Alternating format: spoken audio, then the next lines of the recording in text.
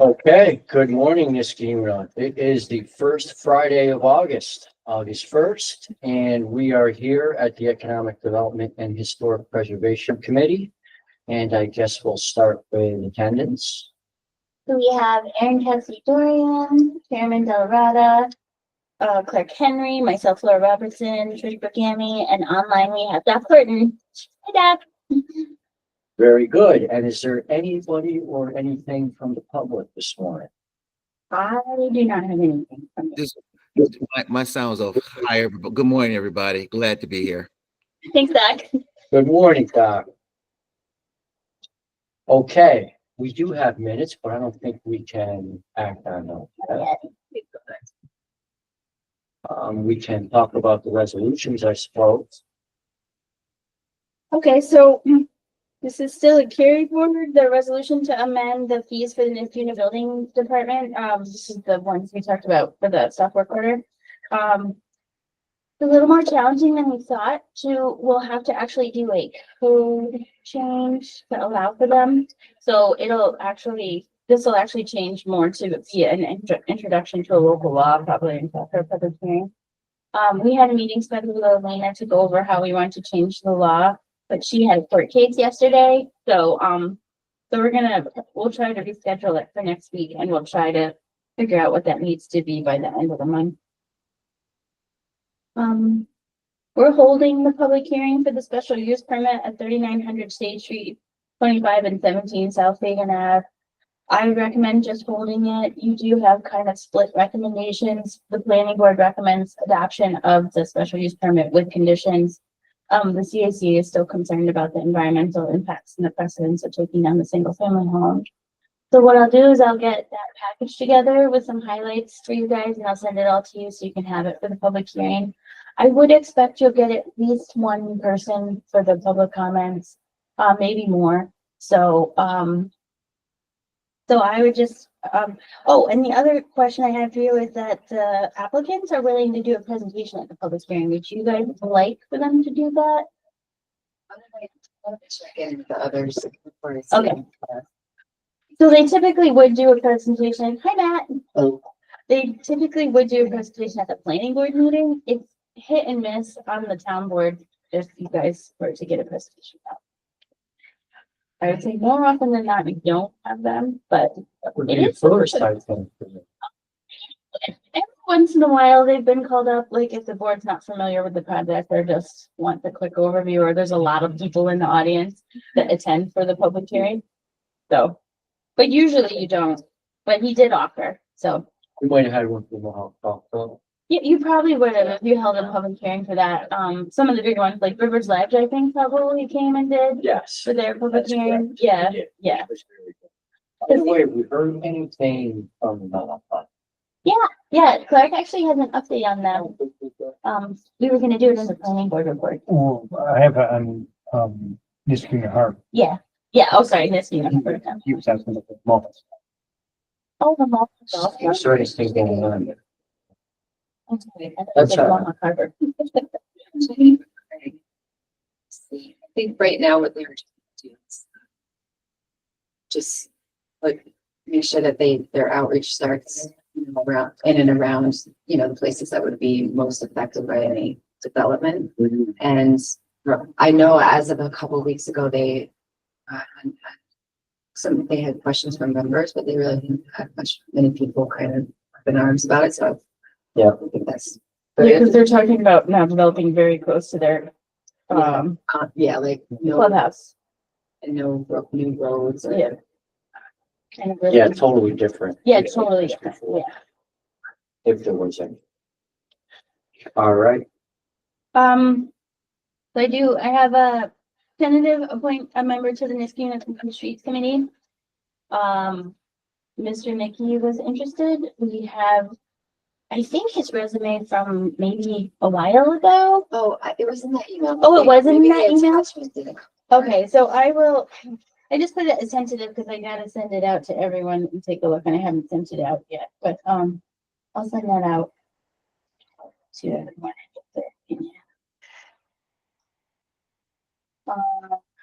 that. We do still have one more spot for complete streets, even if we were to appoint him. And I'm pretty sure that Bill Chapman is out looking for people. He's also trying to get some zoning board people for me. So if they say they don't want to go to complete streets, then he's offering the zoning board. Good, good.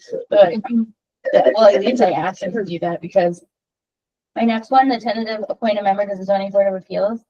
One of our very good members, Bill Stein, is moving to Clifton Park, I think.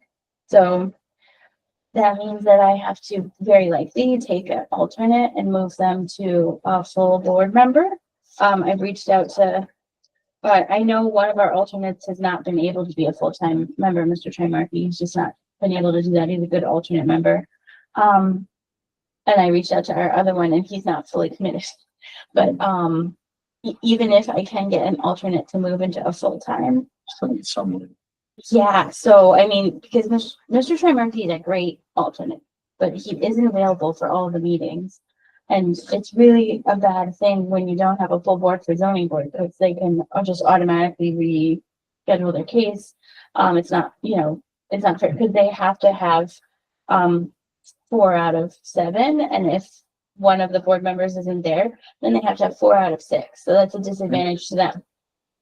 And so they're allowed to adjourn their case or go forward with the less board members, but it's really problematic. So I'm really getting desperate for zoning board members because I'm literally down to like none. No, on social media. Do you want me to? Attorneys are really good zoning board members. Because a lot of the zoning board cases are kind of legal. So a lot of times attorneys like them. They're very concrete cases. Most of the time you hear the, input, that each one is its own public hearing and then you take action. So, it's kind of discrete cases, which sometimes makes people a little happier than the long, every meeting you're looking at the same project again kind of thing. It's not as intense as the planning. Oh, it's definitely not. And I most likely I need alternates. So it's not a huge time commitment either. You do have to train and be ready, but it's typically every other month or Mhm. sometimes every 3 if I can get a bunch of alternates. Right now, though, if I only have one alternate and every month until we can get some more. So please help me. But this one would be tentative if I can get the alternate member that's there now to become a permanent member. If we can add on alternate members to that, we can do that. So they can still do business right now. as long Yes. as most show up. Well, as long as everyone shows up. Yeah. And then there's Mr. Trimarchi sometimes is able to pop in, just not usually every month. Yeah. It's just, most of the time you are missing one member a month. So I usually need one alternate a month. Mhm. Yeah. It's just hard because 7 people, 7 different schedules. So the next one.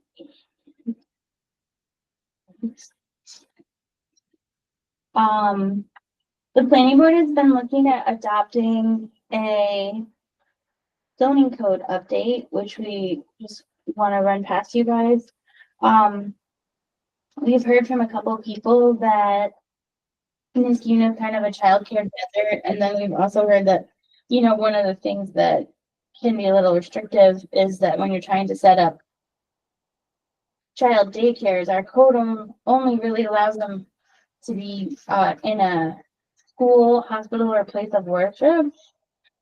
So this is just a chart that Clark put together for the planning board that shows we've had a couple requests for childcare centers in an independent building, and the only place they're really allowed is the CN zone and I believe the RP zone in an independent building. Otherwise, they're a special use permit where they're like shared inside of a church usually.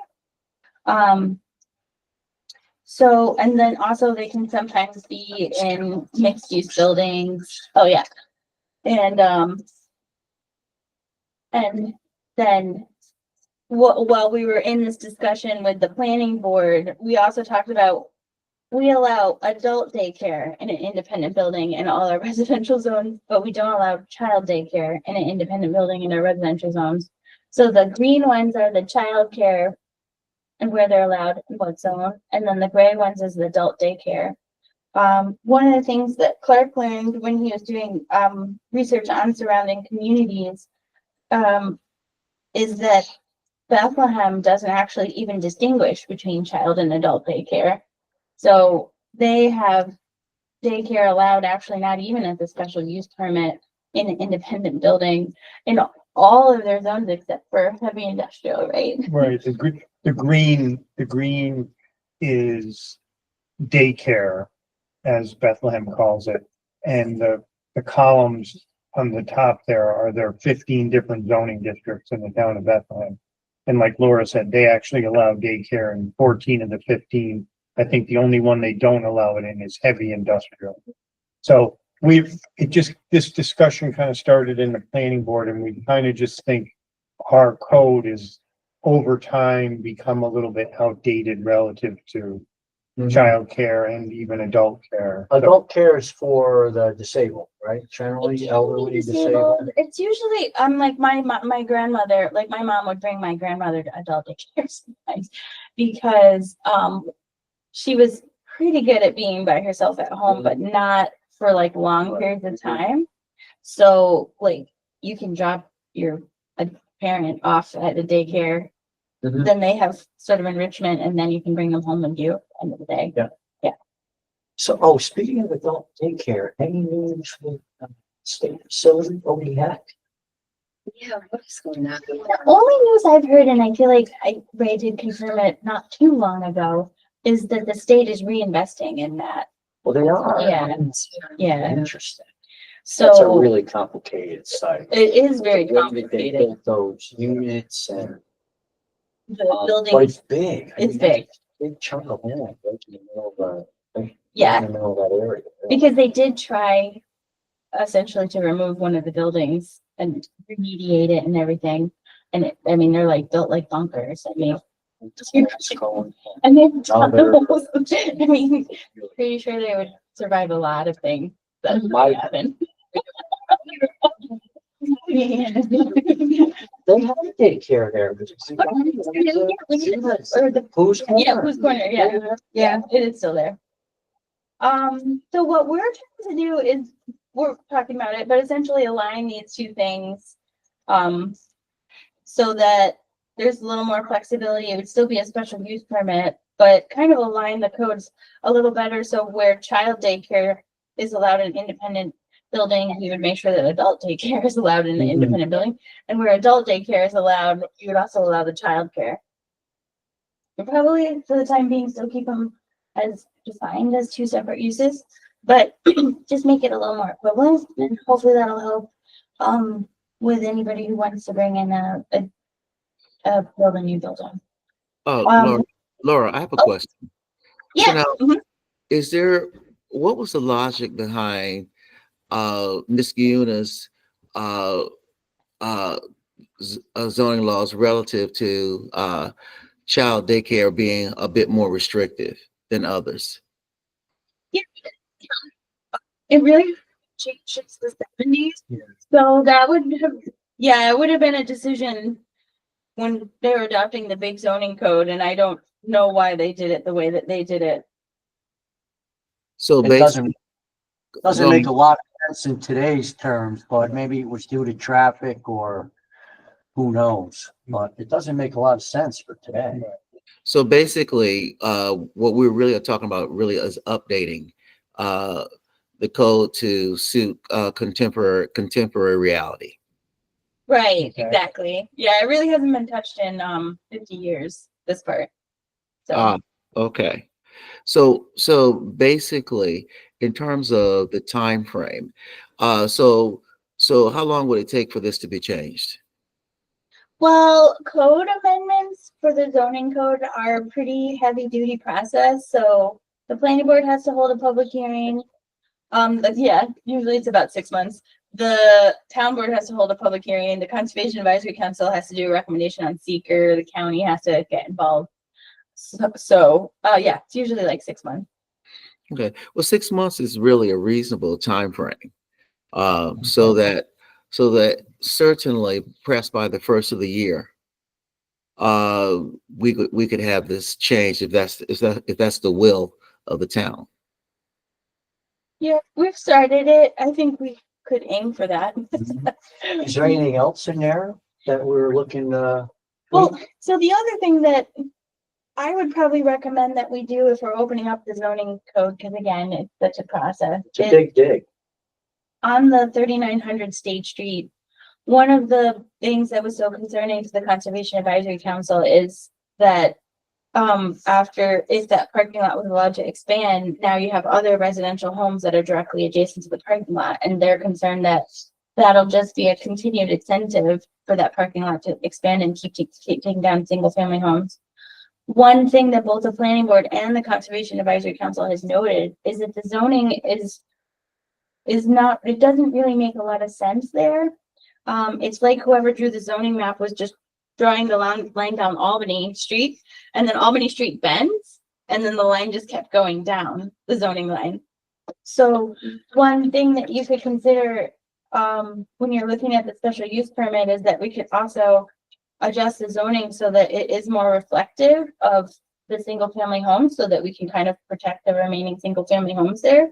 So we could switch, or we could essentially make the line that distinguishes between commercial highway and I think it's medium density residential down there, and have it kind of over where the houses actually are. So that in the future, those single family homes couldn't be like taken down for a McDonald's. But you'd still allow the commercial highway, obviously, along State Street. It just wouldn't go so far into the residential homes. And I don't have a map for that today, but I did just want to bring it up because it may be like a good balance, and it's something that both boards have noticed and recommended that we do. So That's the only area where that's going on, isn't it? it is, to my knowledge, the only area Where where you have commercial that highway is mix. over top of residential. Almost. Commercial residential mix, if at all, right? It's Yeah. just what's in there now. What, there was more on Union Street, but then, those single family homes got taken down to the Albany Med Building. Yeah. So Union Street still has some mix, but actually where the homes on Union Street are, which is closer to the intersection of Balltown Road, is zoned residential. And then when you pick up the businesses, so there's a chunk of residential on Union Street close to that intersection of Balltown. As soon as you kind of get past the houses and you get to like St. Catherine's School in Brookdale, then that becomes the mixed commercial residential zone, but we don't really have a lot of houses in there anymore. Good. So I can get the zoning map up for that, and we haven't even really talked about that with the planning board except for it to be a recommendation, but.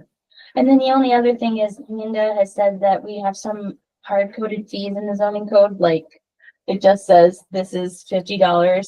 And we've talked about taking those out because it isn't really good to have a number come Yeah. through in your code. It's better to have it be set by resolution, so that if we have massive inflation, which never happens, our fees keep up and it's not opening up the zoning code to adjust them. So more to come on that.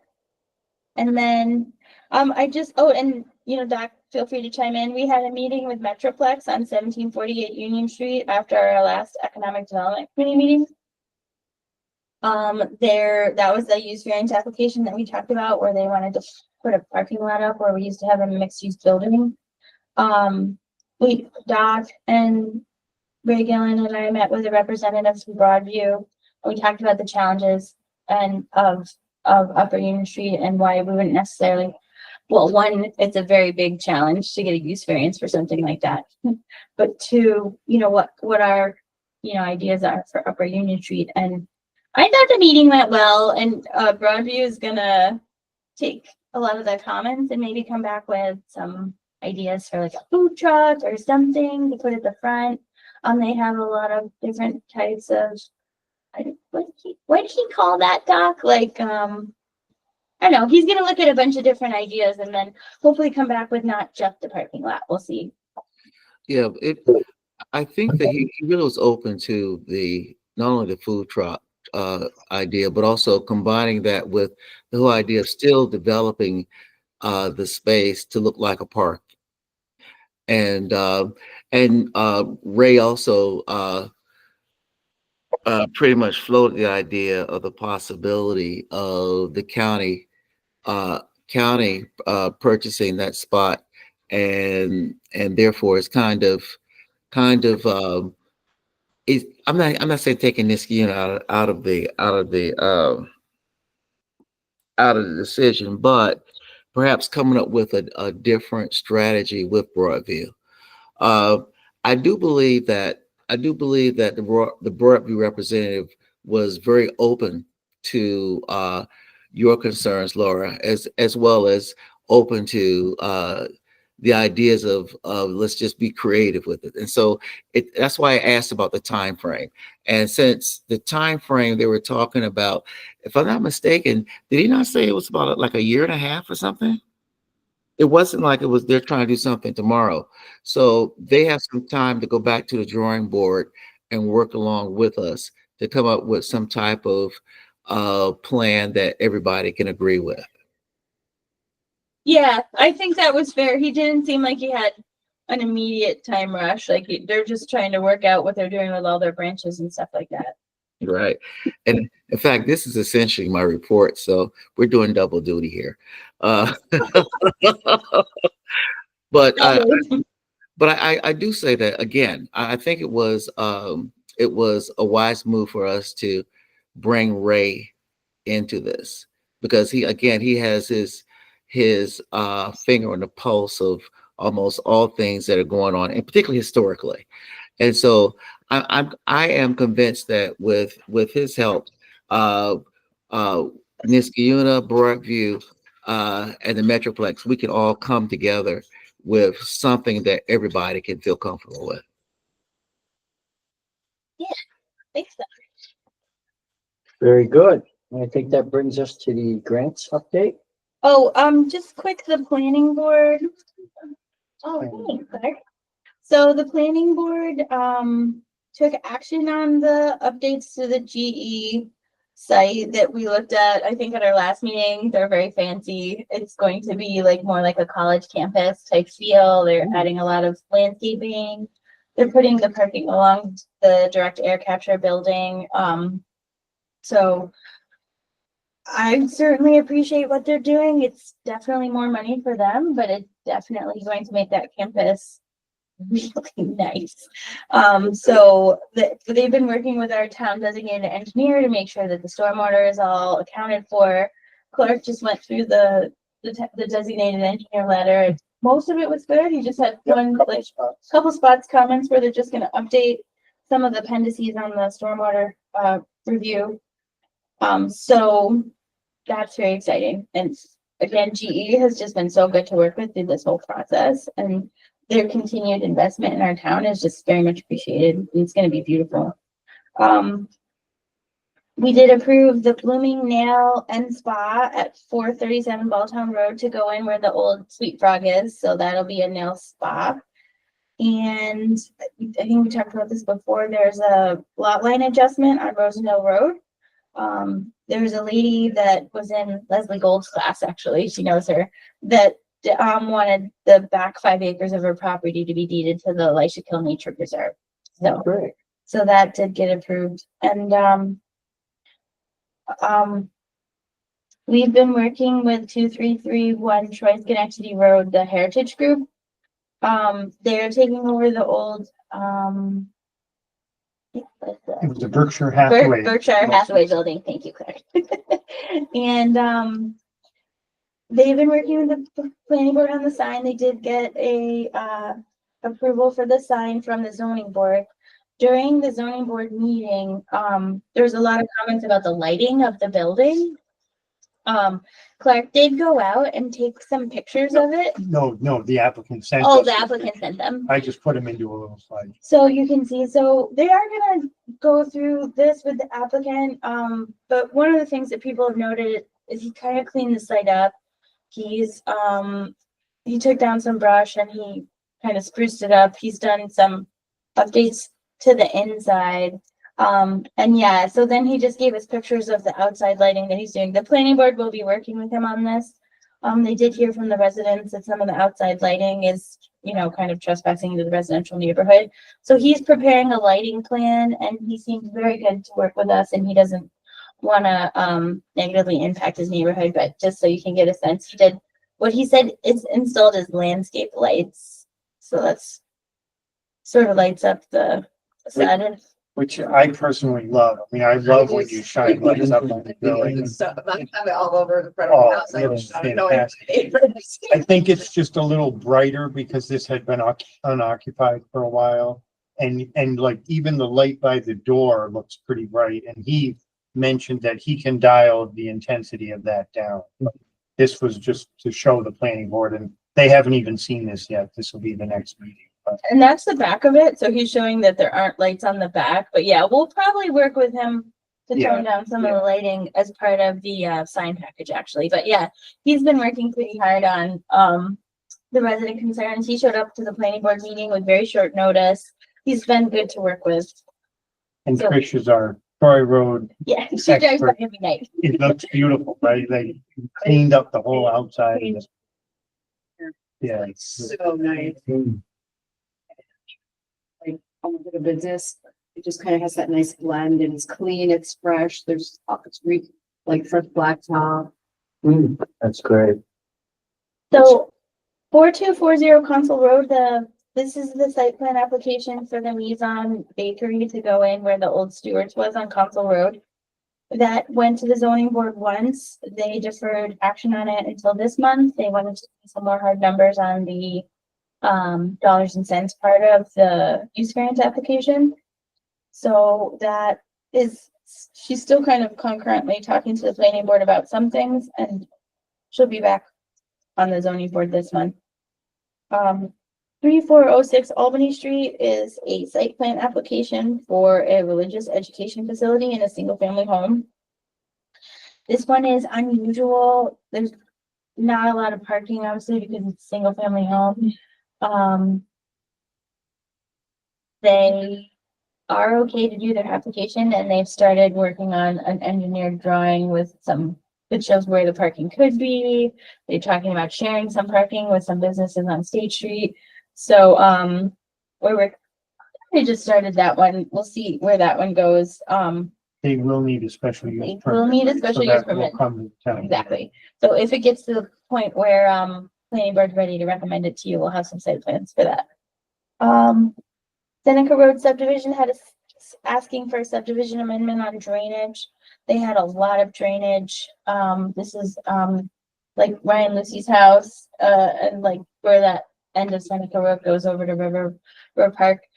They had a lot of drainage review during their subdivision and, they wanted to change, they've asked to change the way one of their pipes goes. So Matt had a meeting with them. We're looking at it. We're mixed on it.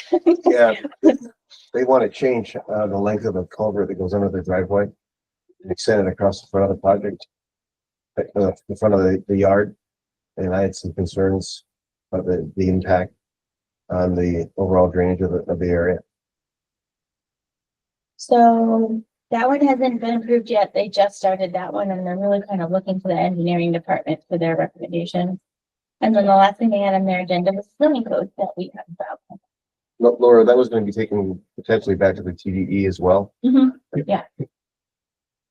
Yep. For the zoning board, there's just 4 cases this month, 3 residential area variances, and again, the continuation of the Mizan Bakery use variance application. Now, for the grants update, the Climate Smart Communities grant, yeah, at the last town board meeting, you guys adopted the community greenhouse gas emissions plan.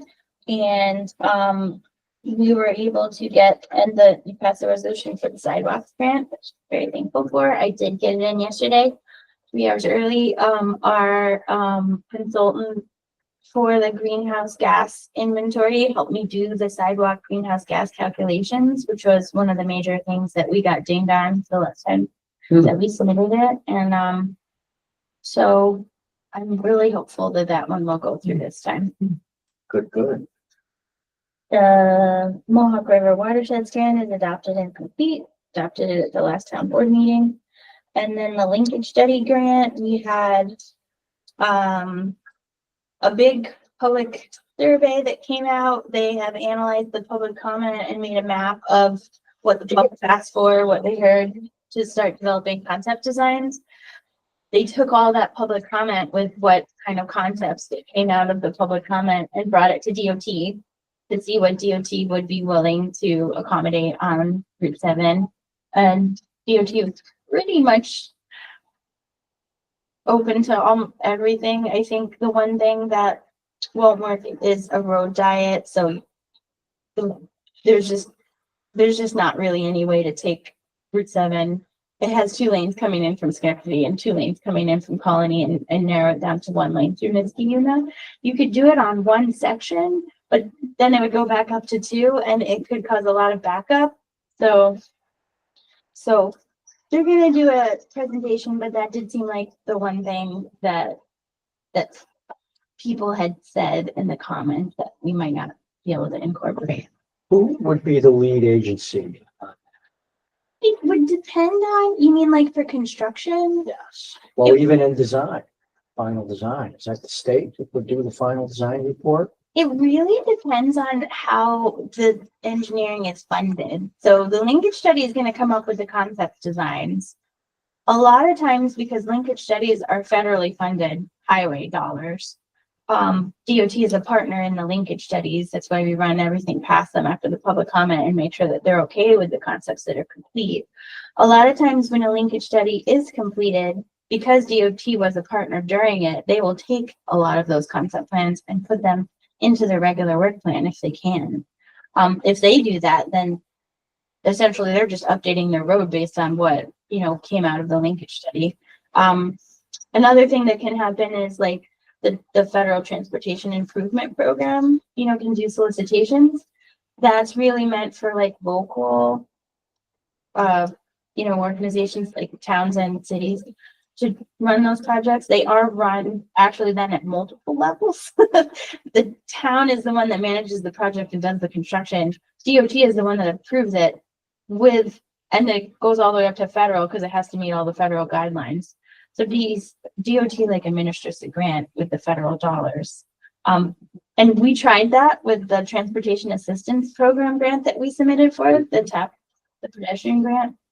We weren't awarded it, but a lot of times once you have the linkage study done, you're much more competitive for those types of things too. So it could be a combination of a lot of different things. When it is us that's handling it, we actually hire someone to do the design, right? So it really can be a large. So we're really the agency, right? We're hiring the leakage study and we're overseeing the construction, just getting the ideas to New York State DOT. But for the They gotta concept approve it. plans, Yeah. I would say the town takes a stronger hand in the linkage study than the DOT, but DOT is a partner. That's why we have the meeting, just to figure out the concepts. I mean, a lot of the things that we heard from the public it's all kind of combined on a map, but green medians, a bike lane on one side, traffic calming things, gateways, making the street look more residential, crosswalks, lights, pedestrian lights. Yeah, so we are looking at all those. We're still looking at the warrants. We're doing everything we can to figure out what makes the most sense for the whole border. So then, Matt, how involved would you be in executing that final plan? Does everything kind of go through you or no? No, No. And, No, because it's a DOT road. DOT would normally be the one who would, if they want to take the linkage study and run with it, they absolutely can. If they don't have enough money or we want it to happen a little bit earlier, we can try and get the federal dollars and then we basically use consultants. Okay. Yeah. But the actual construction is done by DOT, the final and the end result. It They're doing really it. just depends on where the dollars come from. If it comes from DOT's own budget, then they are the ones that oversee the construction. If it comes from the federal highways budget, it depends on who the applicant was for the federal money. it could be us or it could be DOT. And if it's us, it's not internal us, it's a consultant that we use. Yeah, All right, so thank you for that. yeah, no problem. For complete streets, the sidewalk projects, we did get a submittal for the preliminary engineering on Cornelius and Birchwood. That's what I used for the sidewalk grant. I did send it to you and to Jay. So we'll just have to do a follow-up on that. We looked at it the other day. We have some minor comments. Okay, It looks good. Um, A little bit of movement and the trees might be a little bit of an issue someplace. I know they've done everything they can do to protect them. protect them. Yeah. So our next step there is if we can get the preliminary engineering, we'll do some comments and then I'd like to, with the complete streets committee, we'll try and meet with the property owners that are impacted by the sidewalk and show them the plans and talk about it with them. Laura, we did have one concern though on Cornelius, I believe. They show the new sidewalk directly over our sewer, sanitary sewer. So a shift in the alignment might be beneficial to get it off being directly on it. I mean, they show manholes in the curb line. Okay. And we just would have to work with them to fine tune the location. Okay. So we'll just give them those comments. Like we would want that kind of stuff worked out before we talk to the residents. So yeah. And then we already talked about the city. So for tree council, I have an email blast that I'd like to send out written by Jeff Corbin, just talking about what the tree council is. That I need to send to you, Eric, or I think I did send it to you. Can I resend it to you to see if it's okay to blast? Yeah, Yeah. I think you did. I thought you already blasted it. No, I haven't yet. I wait for you to say okay. And then, yeah. And then, also the summer photo contest is still ongoing. So I feel like I'll probably do the Jeff Corbin blast and then maybe in a week or two, remind people to be taking pictures of the trees this summer. This is the last season they need to try and make a calendar. So they want to do a calendar of all the trees that people have taken. Well, this will be the last season, the summer one. So, Conservation Advisory Council, I think I reported this last meeting, but I can't really remember. Oh no, it was the actual day. So the Climate Smart Community Certification process, different than the grant, was completed. I did submit it. We wouldn't have made it except that Trish did all that work on the electric landscaping and we needed a couple extra points and I put that in there and did get over the number of points. So hopefully they accept everything we submitted and we would get certified this year. We'll see. I don't know how long it takes for them to announce that. I do know that they have the application and it is under review. So, and then, yeah, we already talked about their recommendation with the town board on 3900 C. The last thing we want to show you today for the architectural review board, I'm gonna talk about it. Sorry. Sure. The Architectural Review Board had their July meeting on the 16th, and they just looked at the basic projects that are going through the planning board. There were 6 projects that they tend to put some little bit of input on here and there. And we have our next meeting is August 20th, and we have an applicant from 1508 Barclay who would like to have the ARB take a look at his restoration project. I think this was a fire. The picture on the left was the existing home. It had a fire, I think he said just about a year ago now. So he's proposing to build basically an entire second floor to the house. So he's obviously working with an architect. But it's similar to a project the board looked at for 1929 Regent Street back in May, where a resident was doing a really significant addition to their home. That resident did such a beautiful job that ARB basically said, "You're doing a great job." Didn't really have a whole lot of input, but I think they enjoy having someone else to run their plans by. So we'll be going through this on the 20th. Boy, that's a big change already. It's a big, huh? yeah, good sized project. Wow.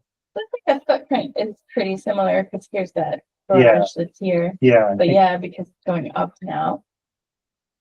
Okay, yeah. So The comprehensive plan committee had a really good meeting on the historic preservation chapter. And they're probably gonna have more frequent meetings to meet their deadlines to get the plans to you by October. They're working away, for the short-term rental code adoption, oh, like I mentioned last time, we do have 3 licensed short-term rentals. The rest are kind of under enforcement, and I believe the timeline for them is passed, and we're working on court information that we sent over to you, so. How many are there under enforcement? There is 3 that are under enforcement. Yeah. So, some of them decided and just that it wasn't worth the hassle and they stopped being a short-term rental. One of them decided to be only long-term, so they restrict themselves to 30 days or more, which I can verify, which I was sure can verify on the website. And then there's 3 that haven't complied with our orders yet. And then for fire inspections, we had a couple really good meetings with Fire District 1. We have been working in Fire District 2 and in Stanford Heights. But what Kevin learned from the city of Schenectady is that the fires, when they're in multi-family buildings, they don't typically start in the common areas. And so fire inspections really should be inside the apartment units. Fire District 1 is not allowed to go inside the apartment units, only building inspectors are. So we had a meeting just to make sure that we wouldn't like overlap or cause problems. Because we will do the fire inspections for multifamily in Fire District 1. They'll still do all the commercial in Fire District 1, which they do just as a service to, their tax-paying base. But because they actually can't do the inside of the apartment units, Kevin will be sending out letters and we'll be working in the apartment Fire District 1. So I felt like we came up with a good process. Fire Chief Pino had a lot of really good comments, and we're gonna also work on how we share information because they do the commercial ones, but we still need to enter them into our system. We tried combining our systems a couple times, but it really doesn't work because their system tracks their fire calls and their fire inspection, and our system tracks our building permits and our fire inspection. So they're just really 2 different systems. So it might be a little data input for Kevin, but we're just gonna copy each other and then just coordinate as much as possible. And then we're gonna essentially be tracking all the fire inspections they do. Yeah, it's been a lot. I appreciate all the work that Kevin and Ken have been doing on it. And then planning department, do you guys want to do an update on the drainage analysis? I can give just a little update. This is a project on a portion of our stormwater infrastructure in the general area of Regent Plum Street that can become overwhelmed a bit during really high intensity rainstorms. So we've got a little project underway with an engineering firm to do some analysis of that and recommend any potential modifications that could help with that. So Matt's water, sewer and engineering group and the highway department and the planning office are all kind of working together to bring that forward. So we're happy to get that underway. We're in the process of setting up a kickoff meeting for next week. That's a whole new thing, right? So that'll give us a whole new map of what's happened over the past several decades, really. Another kind of slow evolution of something that's probably happened over time, Mm-hmm. similar to the zoning code for childcare. Very good. Thank you, Clark. Can I talk about Niskuna Harbor? So the other quick update we have just heard yesterday from the folks associated with Niskuna Harbor, and they informed us yesterday that we'll be getting an updated drawing package today in response to their last appearance before the planning board. And then one of the key components of that project is also crossing the Treya bike path through, and that's governed by the New York State Parks Office. So they're saying that their submission, what they would want to be submitted to New York State Parks. They'll have that to us by next Friday, the 8th. So those are two big milestones.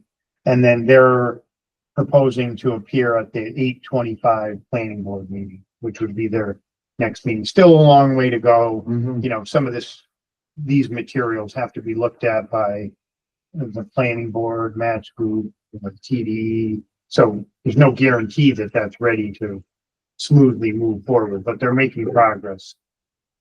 Who puts that, bike path crossing application in? Does the town do that? Anybody? Yeah, the town has to do it because the state won't work with a private developer. So it's the same way with Rivers Ledge. We actually have to own the crossing, and so they build it, dedicate it to us. And then we enter into a maintenance agreement with them that they maintain. That they maintain. But we enter into the agreement with the state. Yes. To actually allow Have the the crossing. The state will only work with us on that. Makes sense. Okay. Thank you again, Clark. Sure. And that architectural review board, I think that was a great idea. Whose idea was that? I think it was Dave Verpino's. It was too. Yeah, I mean, that was really good because that really provides some continuity and it's a great assistance to the, to the residents. It actually saves them money, right? I mean, it should. And I think it's, you know, it's taking a little while to get a little traction, and their input is little areas here and there. You know, they haven't drastically redesigned anything, but they offer some good comments. And like we said, we hadn't really seen many building permits, but this project that we showed, that's a building permit. So it's nice to get visibility, and hopefully Yeah, we'll see that grow a little bit. sure.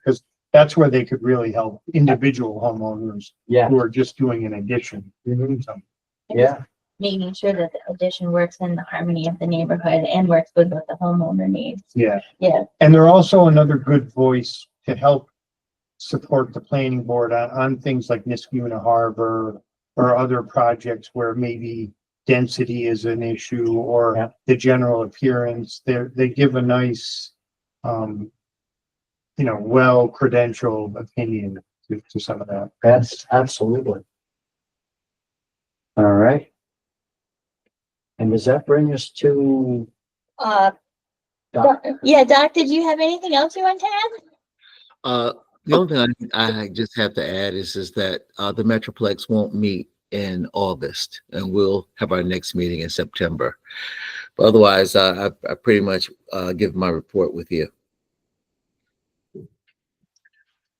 Well, thank you, Doc. My pleasure. My pleasure. And Elena, do we have anything from Ms. Finnan? I don't know what was discussed at the first half of the meeting since I got here late, but I'm just working with Laura and Kevin on the building fees, and based on what I've seen this week, I'm assuming we're gonna have some cases coming to court soon. Very good. Rita couldn't make it tonight or this morning. She is gonna send us her historical report on Monday. But she was really helpful at the last comprehensive plan meeting on the historic preservation chapter. And we're really getting there on that chapter. I think we bounced a lot of ideas around and had a lot of, comments on what we're gonna add in there. We're talking about heritage districts, as a recommendation, and a couple other things that, move our historic preservation forward. So he's always wonderful to talk to about that kind of thing.